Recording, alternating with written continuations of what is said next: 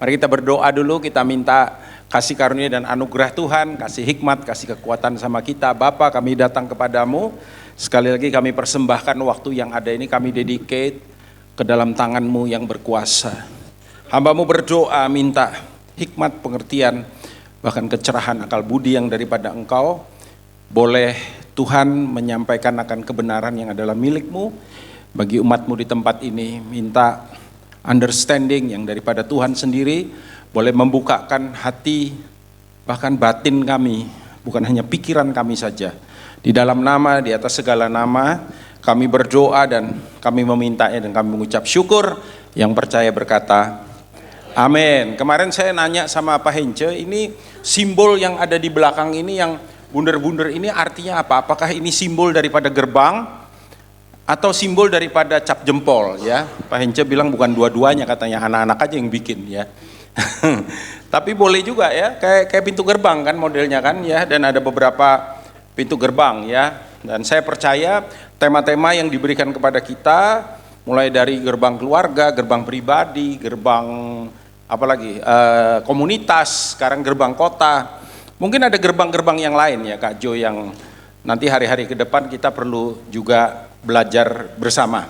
Silakan multimedia boleh di share ya. Nah, saya dapat bagian ini bagian yang saya pikir-pikir nggak gampang ya saudara, bahwa kita juga ternyata dipercaya sama Tuhan untuk menjadi penjaga gerbang kota. Even sebetulnya istilah gerbang itu tidak mungkin ada tanpa sebuah kota. Ya, nah izinkan untuk saya start dengan understanding ya tentang sebuah kota. Jadi kita definisikan dulu ya secara etimologi.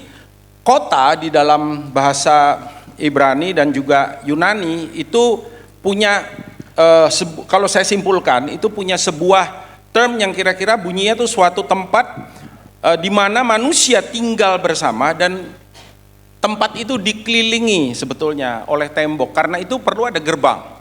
Sebab apa? Sebab orang perlu keluar dan masuk ya. Dulu Kak Jo pernah bilang, life is about in and out ya. Hidup itu tentang masuk dan keluar. Kalau masuk aja nggak ada keluarnya, saudara bisa keracunan. Kalau keluar terus nggak ada masuknya, saudara lemes ya, nggak punya energi. Jadi itu adalah prinsip kehidupan. Nah, kalau kita belajar sekarang sejarah kota. Jadi kota yang pertama saya percaya adalah kota yang dibangun oleh Tuhan. Dan satu hari nanti kita akan kembali ke kota yang juga dibangun oleh Tuhan. Jadi kota itu penting sekali saudara. Bahwa Eden, Pak Eden kan taman, Tuhan Allah mengambil manusia itu dan menempatkannya dalam taman Eden untuk mengusahakan. Kemarin Kak Jo sudah jelaskan konsep ini ya, mengusahakan dan memelihara taman itu. Eden is a place, sebuah tempat. Kenapa saya menyamakan Eden dengan kota? Karena Eden itu bukan hutan, Eden itu taman. Hutan dan taman beda nggak saudara? Beda. Hutan nggak ada batasnya ya, sekalipun kadang-kadang orang bilang oh kita sampai di tepi hutan. Taman itu sesuatu yang on purpose terpelihara. Taman itu dijaga. Ya, taman itu adalah suatu tempat, sebuah tempat di mana orang bisa ada di situ. Dan manusia ketika pertama kali diciptakan ditempatkan Tuhan on purpose di Eden.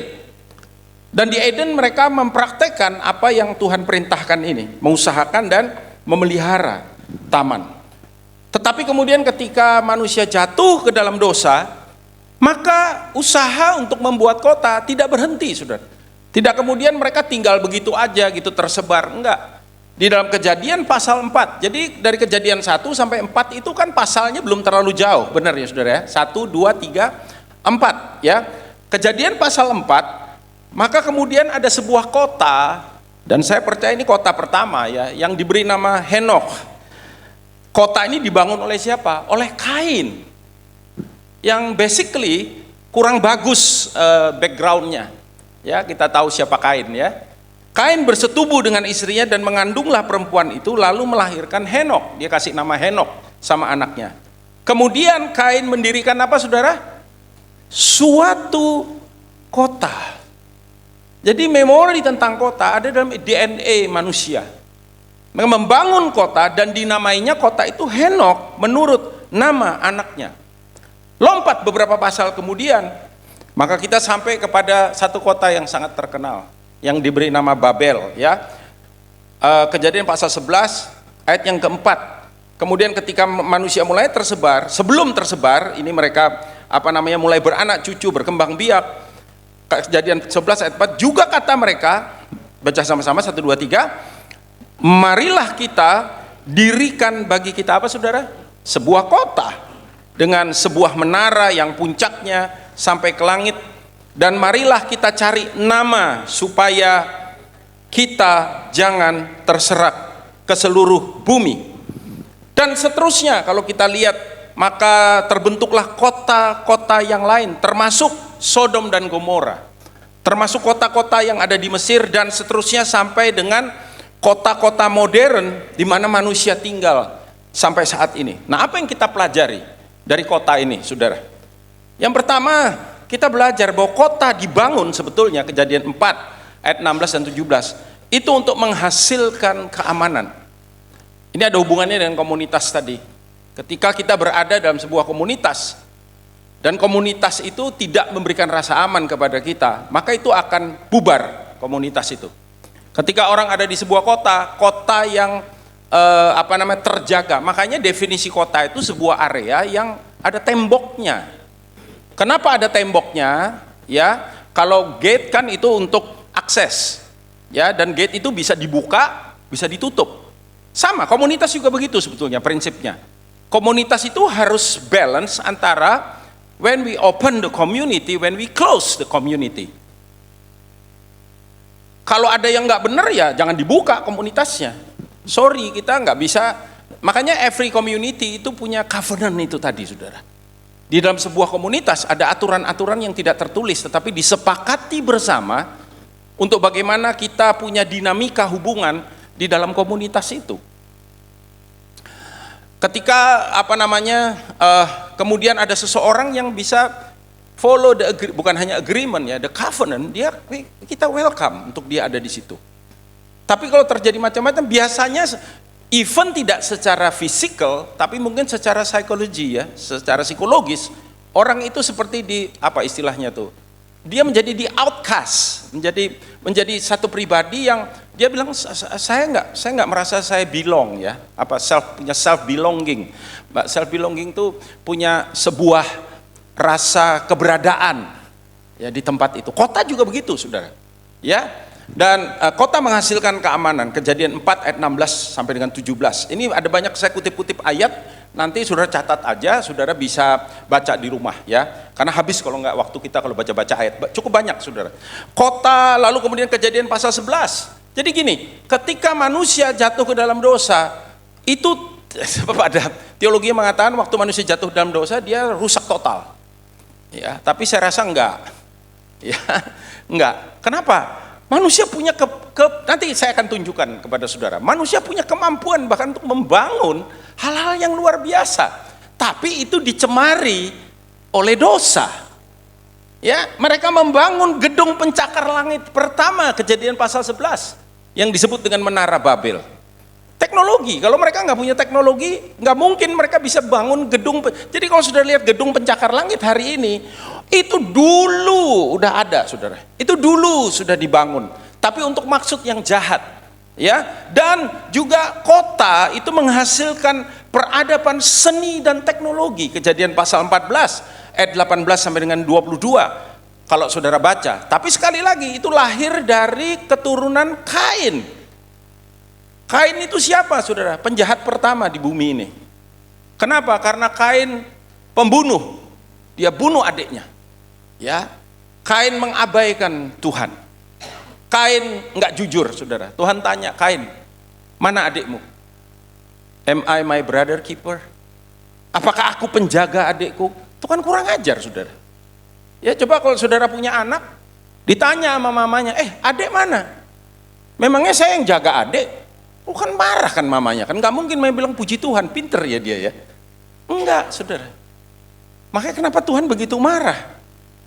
Dan kota yang dibangun Kain yang adalah seorang pembunuh menghasilkan, ini Kejadian 4 ayat 23 sampai dengan ayat yang ke-25, menghasilkan budaya kekerasan dan penindasan. Saya mau nanya sama saudara, kira-kira kota-kota modern hari ini, bahkan kota-kota hebat, kota-kota gede, kota-kota besar, kalau di Indonesia tuh kota paling gede se-Indonesia kota apa saudara? Jakarta. Kota-kota gede yang ada di Amerika, New York, Los Angeles, kota-kota gede yang ada di Eropa, London, atau mungkin apalagi yang gede apa ya? Eropa nggak terlalu gede-gede banget ya. Ya let's say Frankfurt di Jerman mungkin, atau Paris ya saudara ya. Apa yang ada di produk apa yang ada di sana? Kekerasan, penindasan, ketidakadilan. Tapi itu memang udah pattern dari dulu saudara. Cuman nanti saya pengen membawa saudara untuk melihat cara pandang kita terhadap kota. Nomor satu adalah cara pandang yang negatif. Cara pandang yang negatif membuat kita melihat kota sebagai hasil dosa dan merupakan sebuah perwujudan pemberontakan manusia kepada Allah. Di kota kita ada banyak wujud pemberontakan kepada Tuhan. Ketidakadilan, kecemaran, kejahatan, ya, penindasan dan lain sebagainya. Itu semua merupakan bentuk pemberontakan manusia kepada Tuhan. Kota bahkan mendirikan simbol-simbol. Simbol apa? Simbol pemberontakan kepada Tuhan.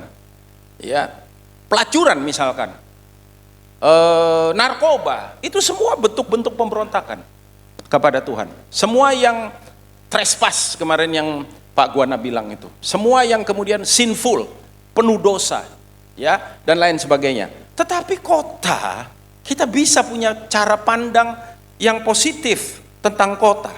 Kota adalah cara kita sebetulnya mengusahakan dan memelihara ciptaan. Kenapa Tuhan kasih karunia-karunia kepada gereja? Kenapa Tuhan kasih kemampuan-kemampuan? Bahkan ketika kita dilahirkan dalam keberdosaan kita, Tuhan kasih kita kemampuan. Apa itu? Bakat. Ya, aptitude, bakat yang ada. Enggak ada orang yang dilahirkan tanpa bakat, saudara. Enggak ada. Semua kita dilahirkan dengan kemampuan. Hanya sayangnya kemudian kita tidak menemukan itu dan tidak mengembangkan, tadi dikatakan. Di mana kita menemukan itu? Ketika hikmat Tuhan datang dan ketika kita ada dalam komunitas. Di komunitaslah kita mengembangkan kemampuan kita. Saya nggak tahu, misalkan begini, saya nggak tahu saya punya kemampuan menyanyi, misalkan. Kalau saya tidak pernah apa saudara? Menyanyi, betul nggak? Iya kan? Saudara nggak tahu kalau saudara itu ternyata punya kemampuan berenang yang luar biasa. Kalau seumur hidup, saudara nggak pernah berenang. Saudara nggak pernah tahu, saudara punya kemampuan bermain catur yang canggih. Sementara sudah tidak pernah mencoba untuk mempelajari catur dan bermain catur, ya saudara. Jadi Tuhan kasih kita bakat, explore itu, temukan itu, kembangkan itu, pertajam itu, dan pakai itu untuk kemuliaan nama Tuhan. Di mana kita melakukan semuanya itu? Di komunitas, baik di gereja maupun komunitas sel. Gimana Pak kalau saya salah? Jangan takut salah saudara. Saudara nggak akan pernah bisa bertumbuh berkembang. Kesalahan itu bisa saja terjadi, ya. Nah, jadi Tuhan mau agar kita punya sudut pandang yang positif terhadap kota. Bagaimana kita mengusahakan dan memelihara sebagaimana Adam ketika pertama kali ditaruh Tuhan di sebuah, kalau saya boleh pakai istilah ini, kota yang bernama Eden. Usahakan, kembangkan. Bahkan dalam bahasa Inggris kalau nggak salah kata yang dipakai itu cultivate this garden. Cultivate itu artinya buat jadi lebih baik. Keren nggak saudara? Siapa yang ciptakan Eden? Nah ini tanda kita makan kenyang. Siapa yang, ini pertanyaan ya kan? Ini bukan pernyataan. Siapa yang menciptakan Eden? Hah? Tuhan. Kalau Tuhan yang ciptakan Eden, Eden bagus nggak saudara? Bagus, tapi Tuhan bilang gini, bikin lebih keren. Cultivate this garden. Dan tidak mungkin Tuhan perintahkan itu kalau dia nggak kasih kemampuan sama Adam. Amin saudara. Kemarin Kak Jo bilang, salah satu dosa yang sering kita lakukan tanpa kita sadari adalah dosa di mana pembiaran. Ya, pembiaran. Adam ketika ada di Eden, dia adalah penguasa. Dia diberikan hak penuh untuk mengelola apa yang ada di sana. Termasuk memberi nama binatang. Memberi nama binatang. Dan lewat memberi nama binatang itu, dia menyadari bahwa dia belum komplit. Karena binatang itu datangnya jantan dan betina, jantan dan betina, jantan dan betina. Waktu dia lihat dirinya sendiri, dia sendirian, betul nggak saudara? Hawa kan belum diciptakan.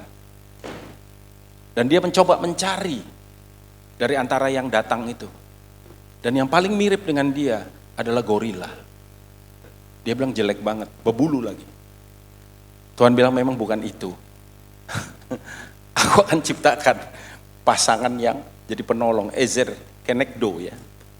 Ezer Kenegdo itu penolong itu bukan gini, tolong saya ini, bantu saya ini. Bukan begitu maksudnya saudara.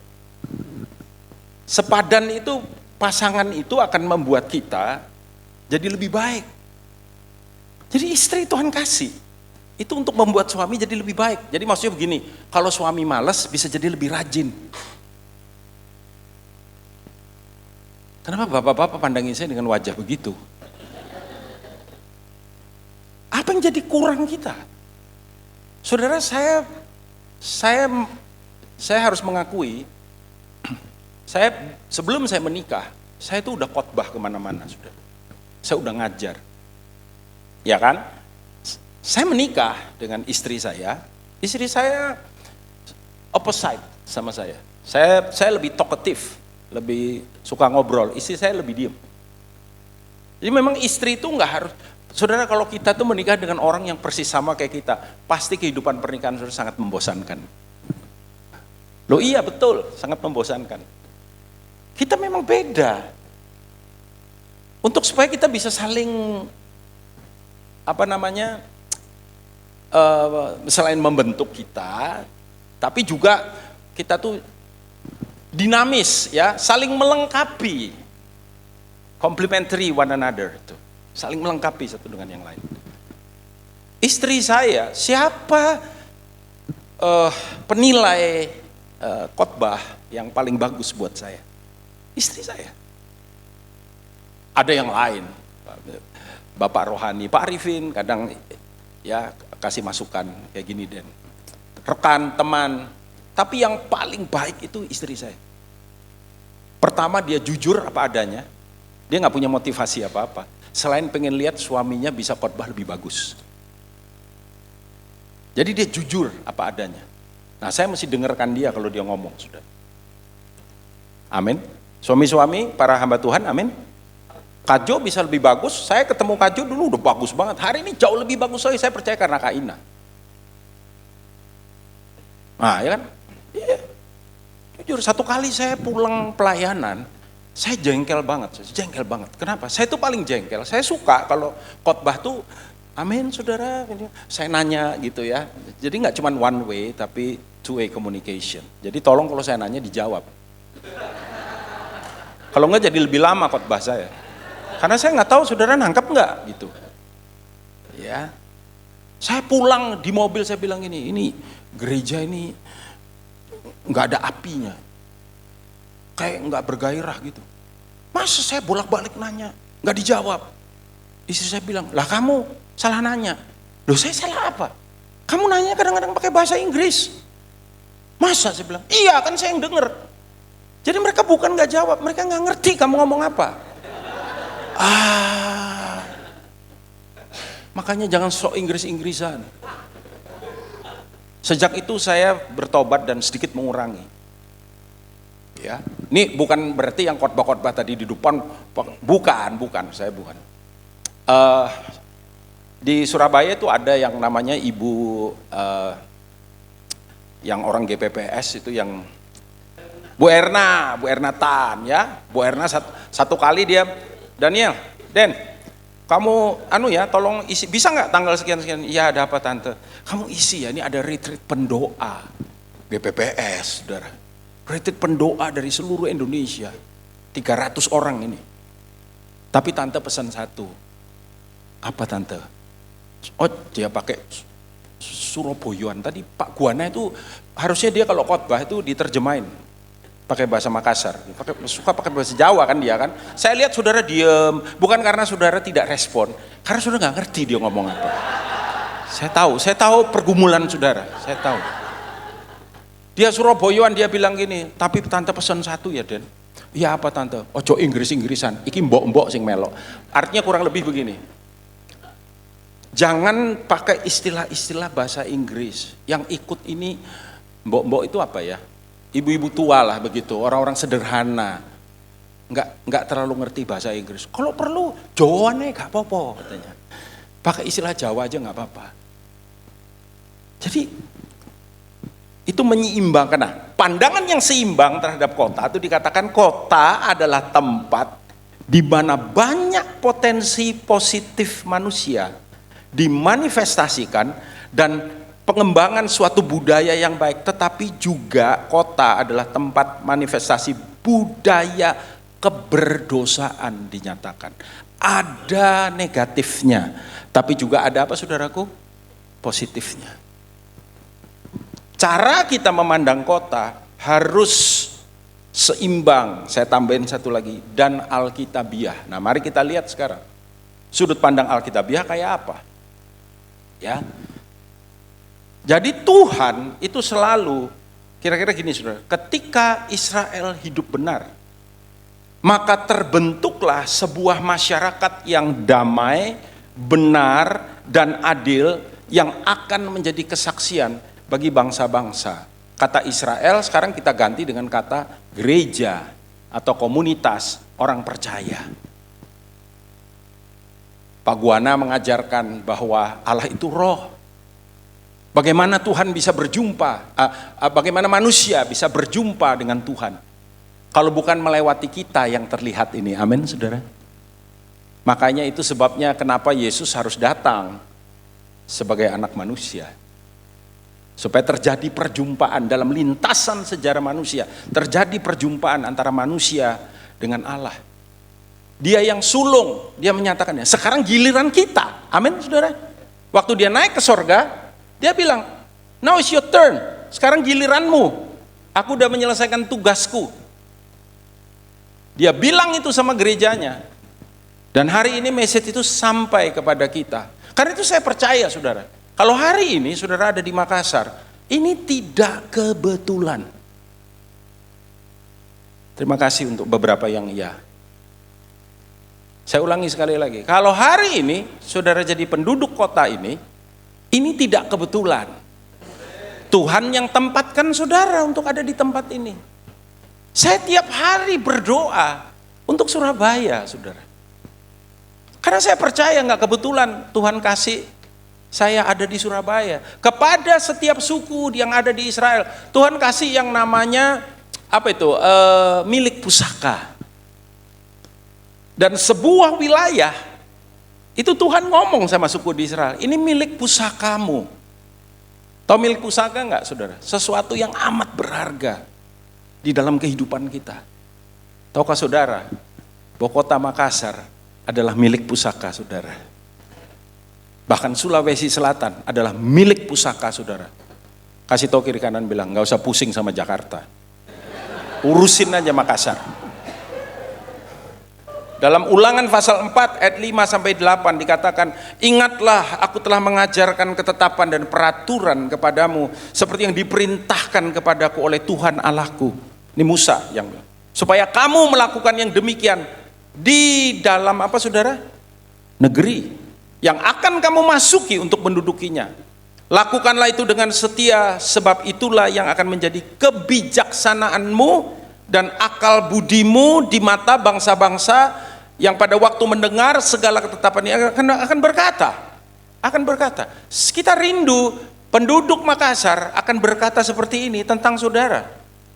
Memang bangsa yang besar ini adalah umat yang apa saudara? Bijaksana dan berakal budi.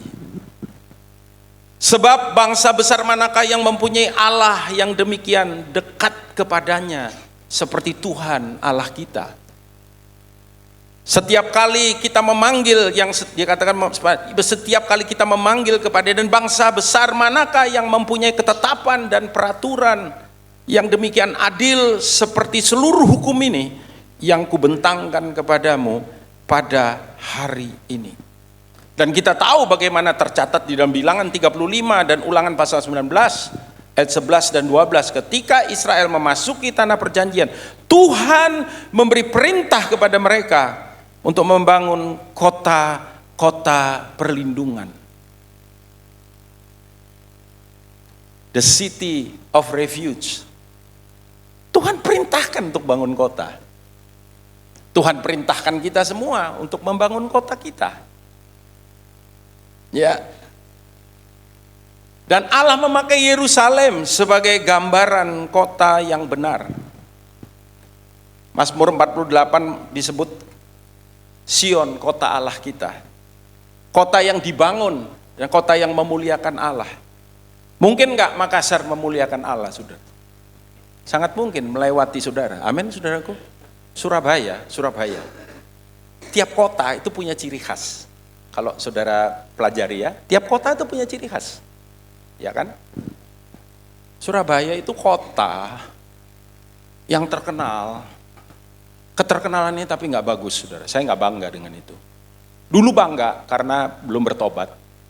Tapi sekarang saya nggak bangga. Orang Surabaya itu terkenal dengan budaya misuh. Misuh itu memaki.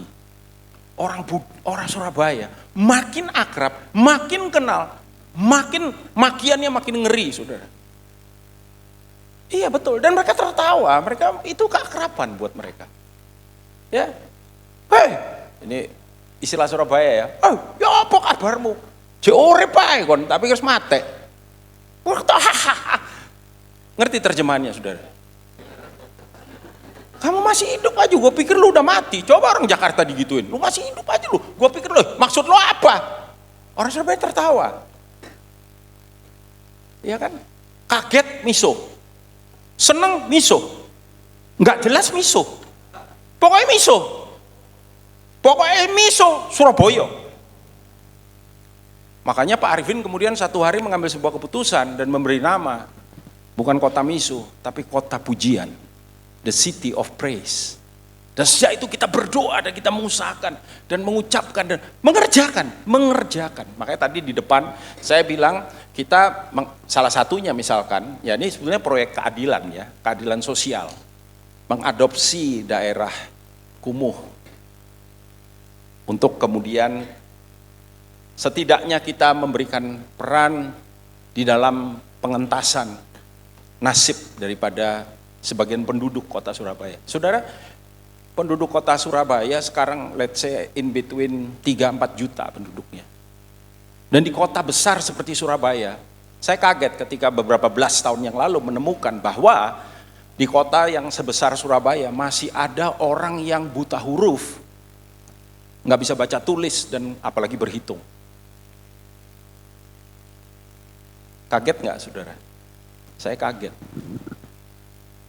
Dan salah satu yang kita lakukan adalah mendidik dan melatih orang-orang di sana supaya setidaknya mereka bisa baca tulis dan berhitung. Ya. Kota dikatakan di mana Allah berdiam. Kota di mana lewat kehadirannya bangsa-bangsa akan datang.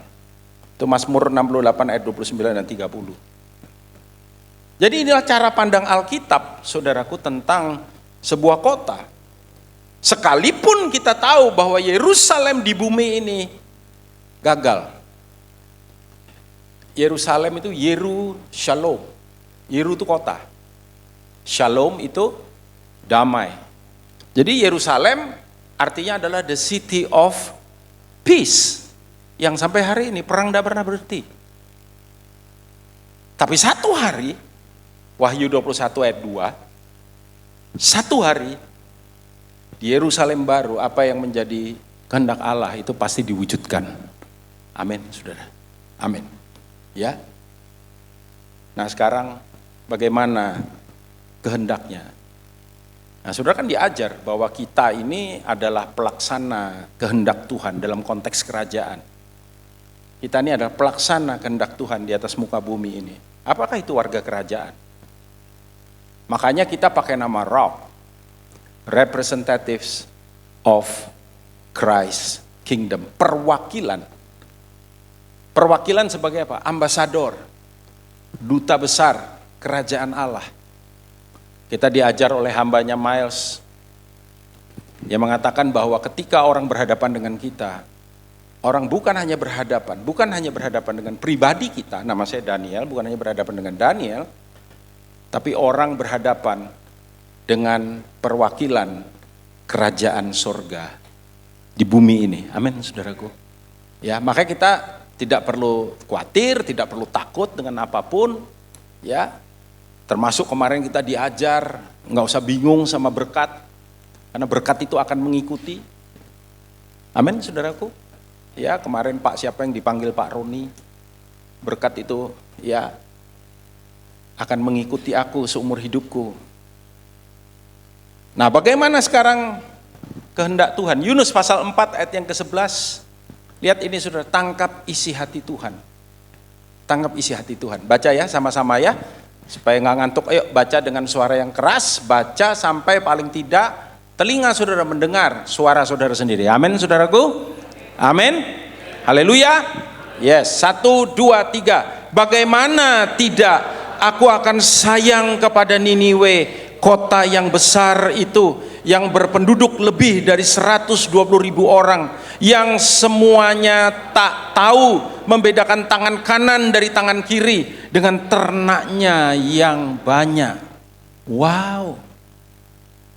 Padahal ketika Tuhan utus Yunus untuk proclaim judgment karena kejahatan daripada Niniwe, tapi jauh di dalam lubuk hati Tuhan motivasinya sebetulnya adalah kasih. Nah, Yunus menangkap isi hati Tuhan.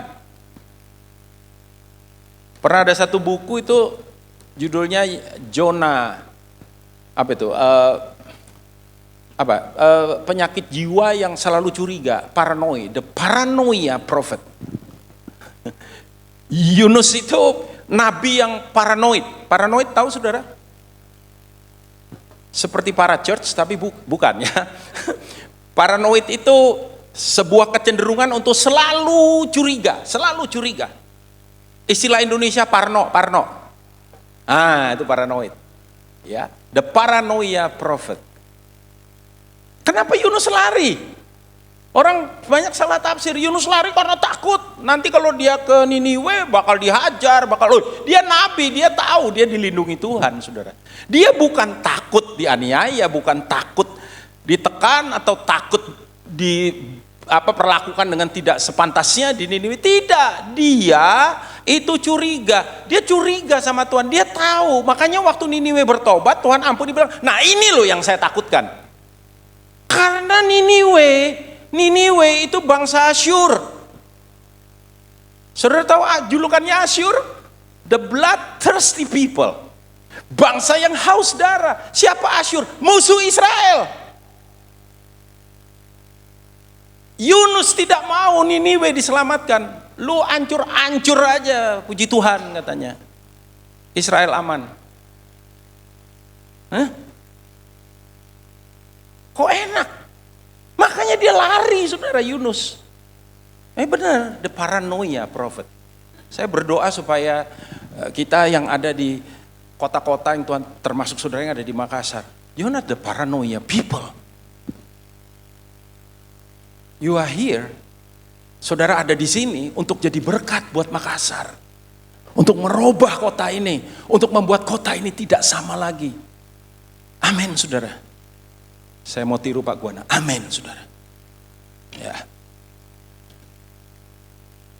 Gimana kata Tuhan? Ini kan ayat ini datang ketika Yunus ngomong sama Tuhan kan, saudara. Nah ini loh yang aku tahu.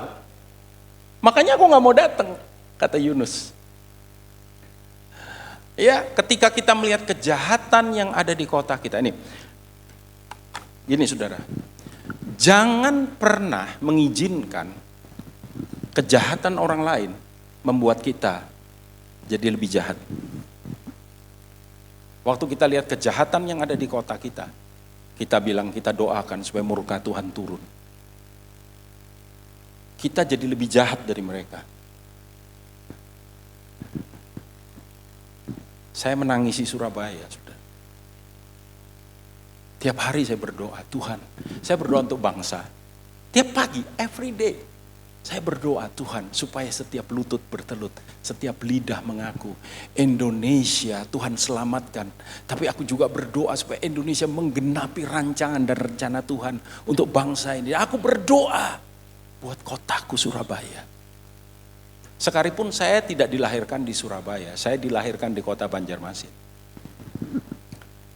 Tapi kemudian orang tua kami pindah ke Surabaya, saya menjadi penduduk Surabaya. Saya percaya nggak kebetulan Tuhan taruh. Tuhan, biarlah kiranya anugerah dan kasih-Mu Engkau curahkan atas kota ini. Selamatkan kotaku, lawat kotaku, jamah kotaku. Aku berdoa supaya ada breakthrough buat Surabaya. Yesus memberikan teladan kepada kita. Di mana Tuhan Yesus melayani, saudara? Ini bukan berarti saya tidak suka dengan pelayanan pedesaan, tidak. Tapi to be surprised, Yesus melayani di kota. Yesus melayani di kota. Markus 5, nanti sudah pulang sudah cek lah ya. Markus 5:20, Markus 6:45, Markus 7:31, Matius 4. Sudah ada beberapa referensi itu, saudara. Dia melayani di Dekapolis. Dekapolis itu 10 kota artinya. Kota-kota yang di sekitar Danau Galilea itu. Dia berkeliling dari satu tempat ke tempat, kota ke kota lain. Ya. Ibrani pasal 13 ayat 11 sampai 14 berkata bahwa Yesus mati menanggung dosa kota pada dirinya. Dan Yesus membuka jalan agar kita bisa menjadi warga kota Allah. At the end, memang Alkitab katanya it begins with the garden and it close with the city. Tapi garden itu is a city also. Dari kota kepada kota. Ya, saudara. Kita juga tahu strategi misi daripada Rasul Paulus. Misi Paulus dikerjakan pada kota-kota besar. Siprus, Pergamum, Pisidia, Antioquia, Iconium, Listra, Derbe, Filipi, Tesalonika, Berea, Athena, Korintus, Efesus, Roma even, dan lain-lain. Paulus melayani di kota-kota. Ya. Kenapa nggak di desa, Pak? Kalau kota sudah dijangkau, desa juga bisa dijangkau. Kalau sudah dijangkau desa, belum tentu sudah bisa jangkau kota. Apa bedanya desa dan kota? Kota itu rapid, apa sih namanya? Penduduknya itu padat, ya. Itu berita menyebar lebih cepat, saudara. Bayangkan kalau di pusat kota di Makassar ini kemudian Tuhan pakai saudara untuk perform miracles, di sini saudara bisa doakan orang sembuh, bum bum bum bum. Viral kan, betul nggak saudara? Hah? Pengaruhnya lebih luas. Itu yang dilakukan Paulus, betul nggak saudara? Dia datang ke kota. Dia bertemu dengan orang hebat yang ada di sana. Dan sebagian besar penduduk itu tinggal di perkotaan. Makanya density-nya kota itu padat, saudara. Dekat, desa enggak. Desa itu ada jarak antara rumah satu dengan rumah yang lain. Ya. Enggak terlalu padat itunya. Ini kalau ngomong strategi misi ya, saudara. Dan kota-kota penting adalah jembatan kepada daerah dan terbuka. Kota lebih terbuka terhadap pemikiran baru. Saudara perhatikan tadi yang Pak Guana sampaikan kepada kita. Tinggal bagaimana cara kita menyampaikan. Tadi saya suka sekali waktu dia bilang orang haus kalau dikasih air, diterima enggak? Diterima. Yang bikin masalah apa? Mereknya. Makanya jangan terlalu Kristen kadang-kadang kalau saudara menginjil. Jangan terlalu Kristen.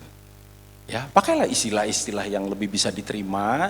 Ketika nanti mereka merasakan, mereka bertobat, baru kita kemudian melengkapi dengan term-term yang benar. Yang maksudnya bukan yang itu nggak benar, ya, tapi lebih mudah untuk diterima, saudara. Yeremia, saya mau tutup dengan ini ya, Yeremia pasal 29. Pertanyaannya sekarang, apa yang jadi tanggung jawab kita? Jadi saya akan tutup dengan apa ya namanya, how to. Kita bisa berperan pada kota di mana kita berada, ya. Saya ambil ayat ini praktikal aja lah ya saudara, dari Yeremia 29. Ini kan terkenal sekali ayat ini, selalu kalau kita ngomong kota. Jadi kalau di Surabaya ada sebuah event memang ya, yang namanya SKSK, Sejahtera Kota, Sejahtera Kita, itu diambil dari ayat ini. Kenapa kemudian muncul ide misalkan saya punya komunitas gembala di Surabaya. Kenapa misalkan Rock Surabaya on purpose istilahnya mau berperan, dan saudaraku sekalipun itu membutuhkan begitu banyak dana dan ada 3D itu ya, dana, daya, doa. Ucapkan bersama saya, 1, 2, 3. Dana, daya, butuh ketiganya. Doa Pak, yang penting kita doa Pak. Nanti dana, nah dana tetap butuh kan saudara. Ya, doa pasti. Tapi untuk kita bisa bergerak, kita butuh dana. Dan siapa yang menggerakkan? Daya, orangnya. Itu 3 ada, jalan, proyek jalan saudara. Ya, beginilah firman Tuhan semesta alam, Allah Israel, kepada semua orang buangan yang diangkut ke dalam pembuangan dari Yerusalem ke Babel. Dirikanlah rumah untuk kamu diam. Jadi Tuhan tuh ketika orang Israel dibawa ke Babel, Babel ini kan kota yang gak benar saudara. Tuhan gak bilang ini, segeralah keluar dari sana, enggak. Tuhan bilang, tinggal you stay. Nah itu, lihat saudara. Dirikanlah rumah untuk kamu diami, buatlah kebun untuk kamu nikmati hasilnya. Ambillah istri untuk memperanakan anak laki-laki dan perempuan. Ambillah istri bagi anakmu laki-laki dan carikanlah suami bagi anakmu perempuan. Supaya mereka melahirkan anak laki-laki dan perempuan. Baca sama-sama, mulai dari kata agar. 1, 2, 3. Agar di sana kamu bertambah banyak dan jangan berkurang. Barulah apa? Usahakanlah kesejahteraan kota kemana kamu aku buang, dan berdoalah untuk kota itu kepada Tuhan, sebab kesejahteraannya adalah kesejahteraanmu. Sebab kesejahteraannya adalah kesejahteraan. Kalau Makassar ini kemudian jadi aman, kita ikut merasakan keamanan itu enggak saudara? Of course. Kalau penduduk kota ini jadi cerdas, nggak gampang diprovokasi, ya, nggak gampang bikin demo-demo yang nggak benar itu, saudara ikut merasakan nggak kedamaiannya? Yes. Kalau kota ini kemudian ekonominya tumbuh dan jadi sejahtera, kita ikut menikmatinya nggak saudara? Of course, jelas saudara. Ya. Usahakanlah kata Tuhan. Nah, sebagaimana kan Yeremia konteks PL ya saudara ya. Jadi istilah buangan, exiles, itu juga bisa berarti orang asing ya. Orang asing. Jadi dalam konteks perjanjian baru, keberadaan saudara di Makassar itu seperti quote unquote orang asing. Kenapa? Karena saudara dari entitas yang berbeda. Tadi kalau istilahnya Pak Guana itu apa sih dia bilang tadi tuh apa namanya tuh? Kalau orang satu spesiesnya beda. Saudara manusia rohani. Amin saudaraku. Yang di luar sana mungkin manusia duniawi ya. Spesiesnya beda. Saudara orang seperti the exiles, orang asing di kota ini. Ketika saudara lahir baru, saudara dilahirkan di dalam kerajaan, saudara punya value kerajaan, dan saudara hidup dengan kultur kerajaan, budaya kerajaan. Budaya itu tentu saja ada yang baik di luar sana, tapi juga banyak yang nggak baiknya. Beda dengan budaya saudara. Saudara seperti merasa, bukan seperti merasa, memang berbeda. Tapi Tuhan bilang jangan keluar. 1 Petrus pasal 1 ayat 1 bilang, dari Petrus, Rasul Yesus Kristus kepada siapa saudara? The exiles, orang-orang pendatang yang tersebar di Pontus, Galatia, Kapadokia, Asia Kecil, dan Bitinia. Jadi memang pola gereja ini saudara. Yakobus 1 ayat 1, 1, 2, 3 baca. Salam dari Yakobus hamba Allah dan Tuhan Yesus Kristus kepada ke-12 suku di perantauan. The exiles. Ya. Di Surabaya ada gereja diaspora. GBI diaspora. Pak Sudi Dharma ya.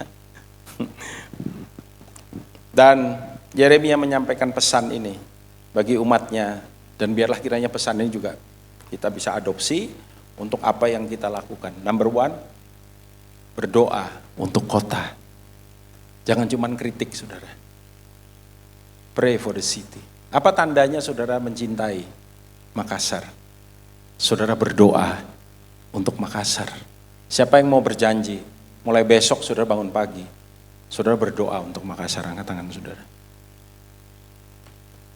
Saya berani lakukan ini karena saya sudah lakukan dulu. Saya berdoa untuk Surabaya. Enggak peduli Surabaya kayak apapun. Saya berdoa untuk Surabaya. Ya, berdoalah secara aktif untuk keselamatan, untuk perdamaian, untuk kebangunan rohani di daerah Anda. Berdoa untuk kota itu kepada Tuhan. Tapi tidak cukup itu. Kita juga harus menjadi apa saudara? Saksi untuk kota kita. Mereka perlu melihat contoh. Mereka perlu untuk melihat teladan. Mereka perlu untuk melihat Kristus dinyatakan lewat kehidupan kita, lewat keberadaan kita. Jadi di tempat yang kita adopsi, saya tadi baru cek dengan anak yang kita tanam di pelayanan ini. Nama pelayanannya M3, Messianic Mercy Ministry. Ya. Sudah ada berapa saya bilang? Dia kasih laporan. Ada 5 Pak sekarang. Startnya itu 2 saudara cuman. Dari 2 daerah. Tambak Asri, satu lagi namanya itu Balongsari ya. Dulu namanya Kampung 1001 Malam. Saya pernah ke daerah itu harus nyebrang naik getek, saudara. Jadi kita parkir mobil di daerah Demak namanya. Lalu kemudian dari mobil yang kita parkir, kita jalan di bawah jalan tol. Jadi itu pendek ininya, apa? Jadi jalan itu harus merendahkan diri gitu. Cukup jauh. Dan mereka kasih saya peringatan, saya abaikan dan saya menyesal untuk hal itu. Mereka bilang, Pak tolong waktu jalan pakai helm. Karena kalau kita jalan begini lama, tanpa sadar kita capek, kita kan begini, betul nggak saudara? Kejedut kepala saya. Dak, aduh. Ya. Keluar dari tempat itu, kita mesti naik getek. Tahu getek ya saudara ya? Getek itu semacam speedboat, bukan ya? Getek itu rakit, kayak rakit gitu, pakai tali jadi ditarik begitu, ya, untuk menyeberangi daerah itu dan masih jalan lagi sekitar ya beberapa menit baru kita sampai di lokasi.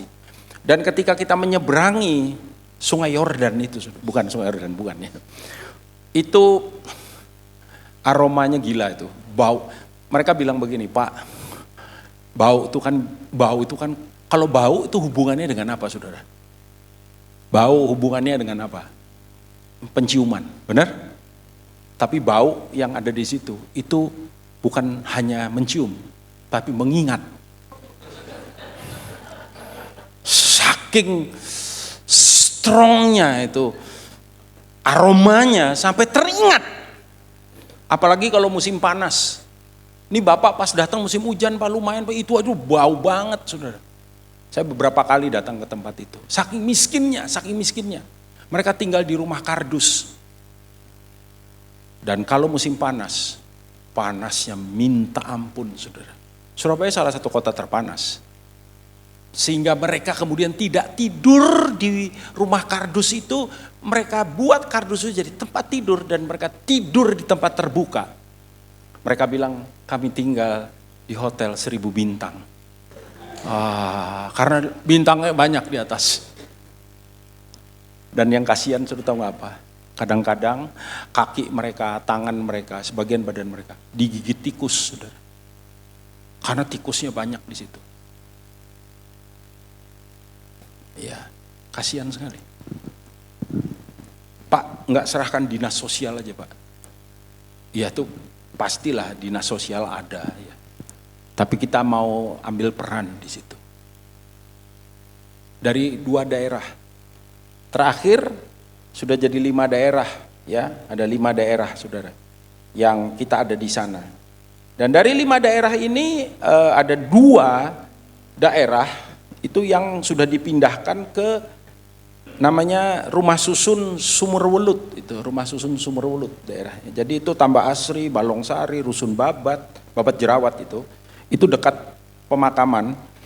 Lalu Rusun Pakal itu Rusun Sumurwulut, kita bikin bimbel di situ, bimbingan keren, kasih nama itu tempat belajar, kasih nama dikasih nama homeschooling. Iya betul, homeschooling. Belajar matematika, belajar baca tulis, ya. Lalu juga kasih susu gratis untuk perbaikan gizi, ajarin mereka bikin sabun, ajarin bikin es loli supaya mereka juga bisa ekonominya diperbaiki. We do our best lah, ya saudara ya. 2 daerah sudah dipindahkan ke Rusun, Rumah Susun, dan saudaraku puji Tuhan itu jadi proyek perintisan gereja sekarang. Pemerintah kasih izin. Sudah kalian bangun. Karena mereka memang ada jemaat dan mereka terberkati gitu untuk hal itu. Ya. Jadi saksi, jalani hidup dengan integritas yang menonjol dari budaya sekitar. Dan hindarilah asimilasi total. Menjadi seperti mereka. Tapi juga hindari apa saudara? Isolasi. Enggak mau ada hubungan. Sayang sekali gereja kadang-kadang melakukan ini. Ayat yang ke-6 itu bilang ambillah istri dan memperanakan anak laki-laki, ambillah ya, bermasyarakat, dikatakan demikian. Dan tentu saja membawa kedamaian dan keadilan untuk kota. Ikuti teladan Nehemia, saudara. Ya, Nehemia berjuang untuk jalanan yang aman, pekerjaan yang baik, perlakuan adil bagi sini yang Kak Jo kemarin bilang kita kejar keserupaan dengan Kristus, kita lupa apa? Pemerintahan. Ya, keadilan sosial. Dan itu merupakan bagian dari apa? Keadilan sosial bagi seluruh rakyat Indonesia.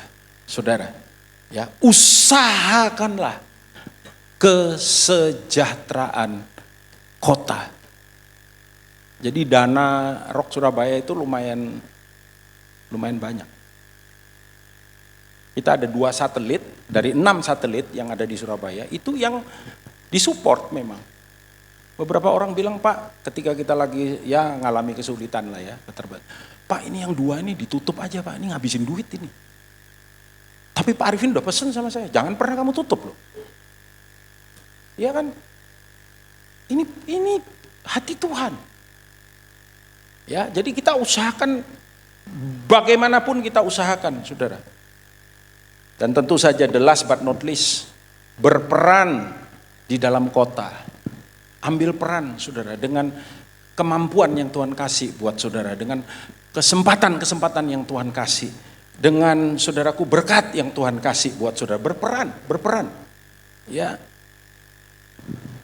Bawalah kasih karunia dan kebenaran Tuhan ke dalam pekerjaan Anda sehari-hari. Kita bisa kok memberkati kota kita lewat kantor di mana kita bekerja.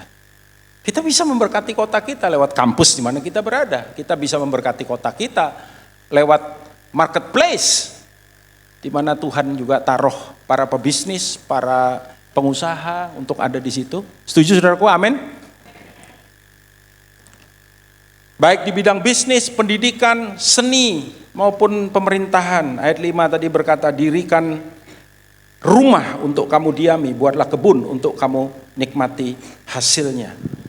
Dan sambil mengerjakan panggilan ini, baiklah kita memandang pada pengharapan profetis ke depan.